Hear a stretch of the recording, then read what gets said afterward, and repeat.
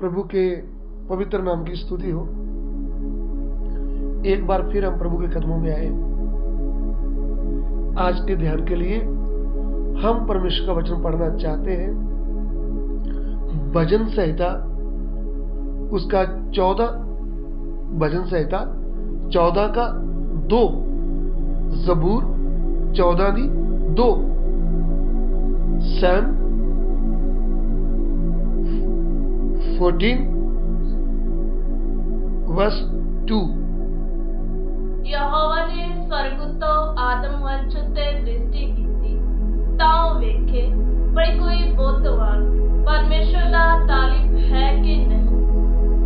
परमेश्वर ने स्वर्ग में से मनुष्यों पर दृष्टि की है कि देखे कोई बुद्धिमान, कोई परमेश्वर का खोजी है या नहीं।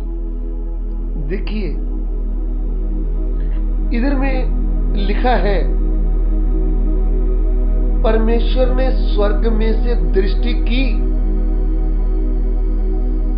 किधर दृष्टि की है? पृथ्वी में। परमेश्वर स्वर्ग और पृथ्वी का बनाने वाला है। परमेश्वर का सिंहासन स्वर्ग में है। प्रभु का वचन यूं कहता है, आकाश यहोवा का सिंहासन है और पृथ्वी उसके पांव रखने की चौकी है। इतना बड़ा परमेश्वर,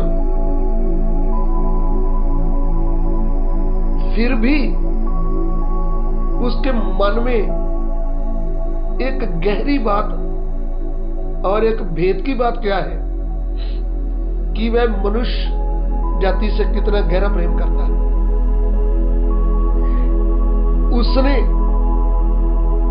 मनुष्य को अपने स्वरूप, अपनी समानता में बनाया और राजा करके बनाया और इस पृथ्वी में उनको अधिकार दिया कि वो पृथ्वी पर सभी पक्षियों और जानवरों के ऊपर अधिकार रखे। और परमेश्वर ने उनके लिए एक अदन का वाटिका रखा जिसमें वो रहते थे। इतना गहरा प्रेम मनुष्य जाति को परमेश्वर करता है। वो अपने सिंहासन से उतरता था और अदन के वाटिका में मनुष्यों के साथ आकर बात करता था। जैसे पिता अपने बच्चों से बात करता है, ऐसा परमेश्वर आकर आदम और हवा से बात करता था, यानी पहले पुरुष पहली स्त्री से। इन्होंने परमेश्वर के गहरे प्रेम को ना जानते हुए, उसकी गहराई प्रेम की ना जानते हुए परमेश्वर की पवित्र आज्ञा को तोड़ डाला और परमेश्वर से अपना नाता तोड़ लिया और अपनी मर्जी से चलने के लिए निर्णय ले लिया, फैसला लिया। उसको बोलते हैं आत्मा में मरना। पहला पुरुष पहली स्त्री परमेश्वर के साथ संबंध टूट गया, परमेश्वर की ओर से मर गए थे और अदन के वाटिका से इनको निकाल दिया गया। फिर पृथ्वी में रहने लगे अपनी मर्जी से और अपनी मर्जी से खेती बाड़ी करने लगे। फिर इनके द्वारा आगे दुनिया बढ़ी।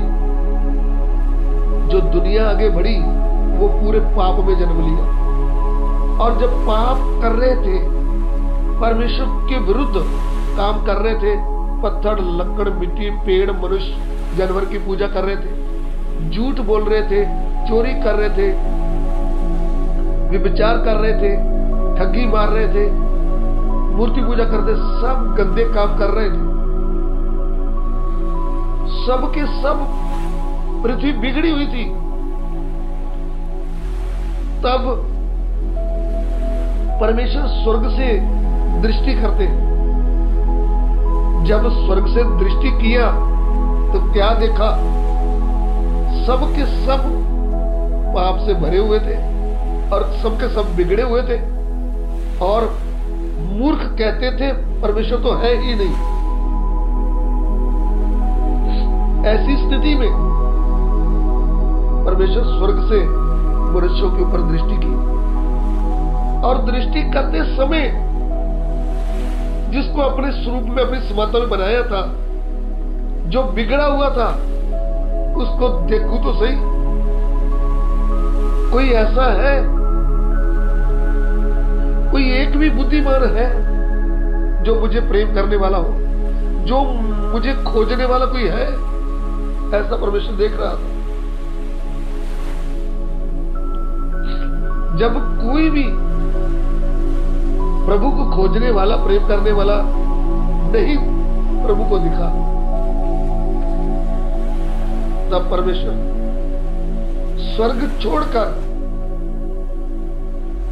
अपने आप को छोटा करते हुए मनुष्य के रूप में इस पृथ्वी में आया।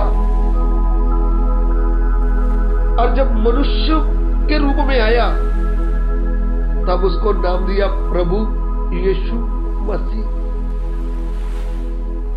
मनुष्य के रूप में आकर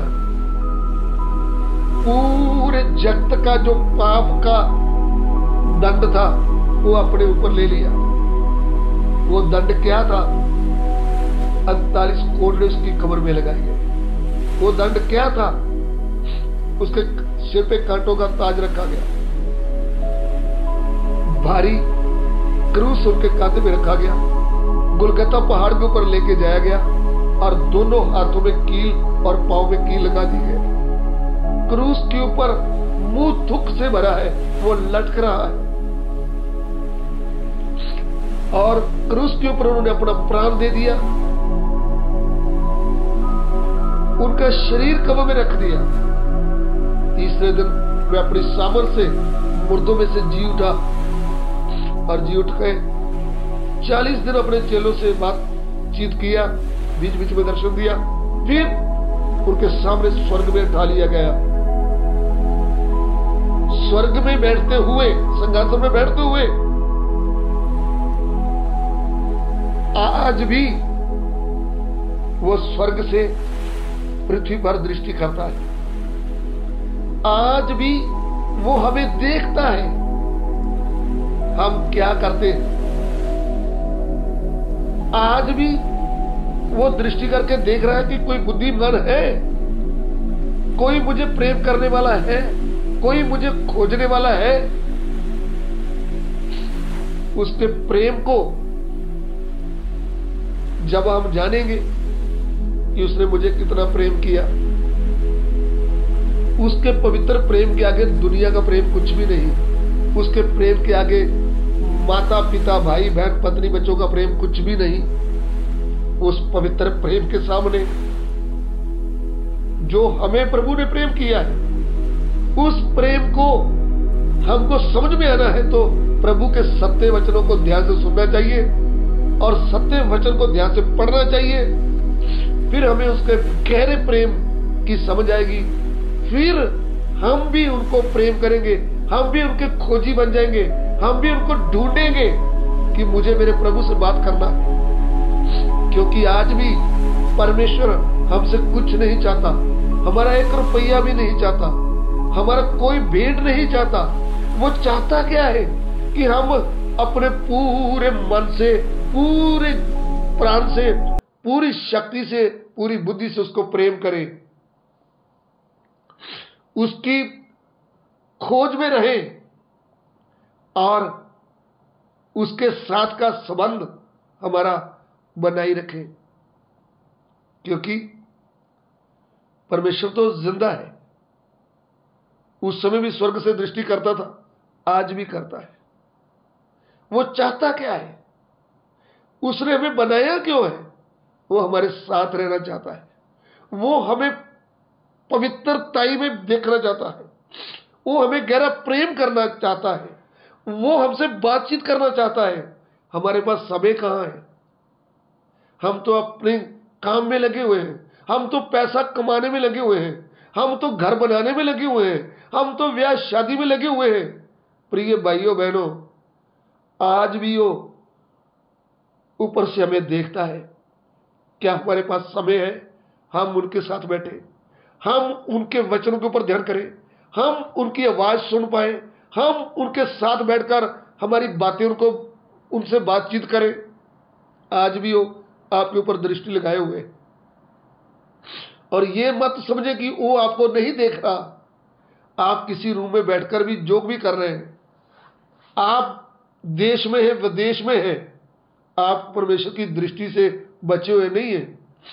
आप परमेश्वर की दृष्टि के नीचे हैं, वो आपको देख रहा है।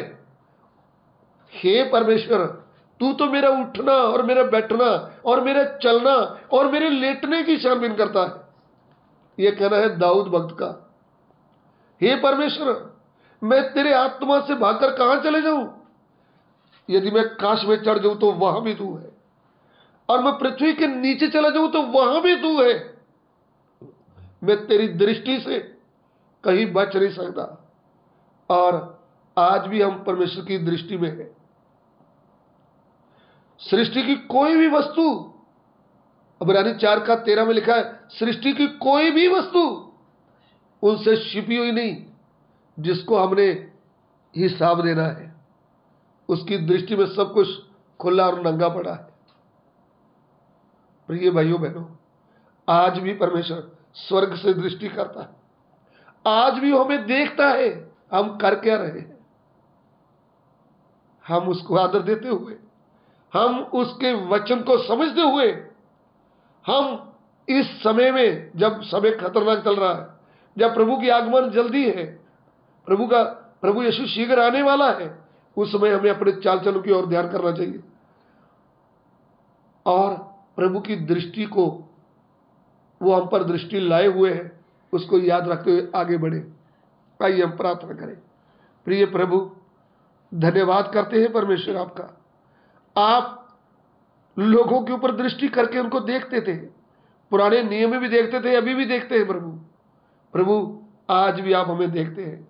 हे परमेश्वर, हम तेरे भय में बने रहे, तेरे वचन की ओर आगे बढ़े, और प्रभु तेरी दृष्टि को याद करते हुए हम अच्छे काम करते हुए अब इस पृथ्वी में अपने जीवन को व्यतीत करें। पिता, हमारी विनती को ग्रहण कीजिए, यीशु मसीह के पवित्र नाम से मांगते, आमीन।